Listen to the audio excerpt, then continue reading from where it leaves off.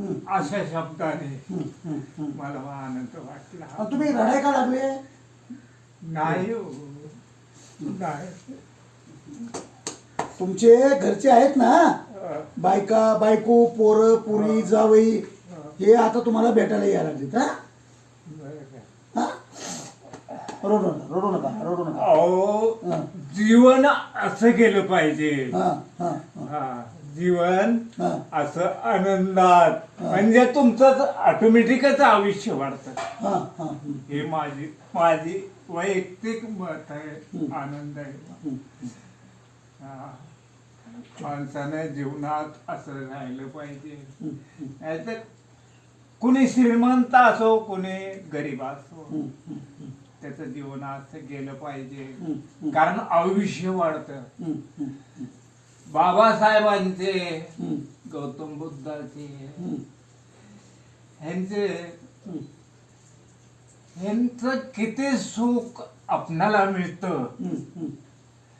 तुम्ही मला सुखानं आजपर्यंत सांगितलं, मला आनंद वाटला. अहो, यानं आयुष्य वाढतं. नाहीतरी काहीतरीच बोलून असू द्या, रडू नका. काय ऐका, मी तुम्हाला काय सांगतो ते, आता तुमचं चांगलं झालेलं आहे. तुम्ही चुकले होते, तुमच्या घरामधून वाघोलीत राहत होते, तुम्ही चुकले होते. आता तुमच्या घरचे आता लवकरच येत आहेत तुम्हाला भेटायला. तुम्हाला तुमची बायको यायला लागली. ऐका माझं, ऐकते का तुमचं? ऐकलं ना मी तुमचं. तुमची आता म्हणून तुमचे पाया नका बाबा पडू. मी बाबासाहेब, मी देव आहे का? एक आपण बाबासाहेबाचे अनुयायी आहोत. एकीनं नाही. ऐका, तुमचे कुटुंब आता तुम्हाला भेटायला येणार आहे. तुम्हाला ते घेऊन जातील. तुम्ही नंतर जा, पुन्हा बाहेर कुठं फिरू नका. ओके? नाही, माझ्या नका सर.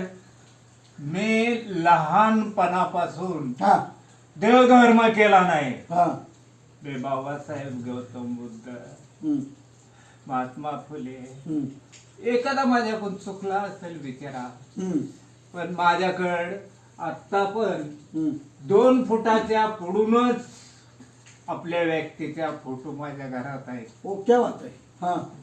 ते पण डॉक्टर बाबासाहेब आंबेडकरांचा विजय असो, महात्मा ज्योतिबा फुलेंचा विजय असो, अंतरावर नवजी वसुदांचा विजय असो, छत्रपती शिवाजी महाराजांचा आणि विजय असो.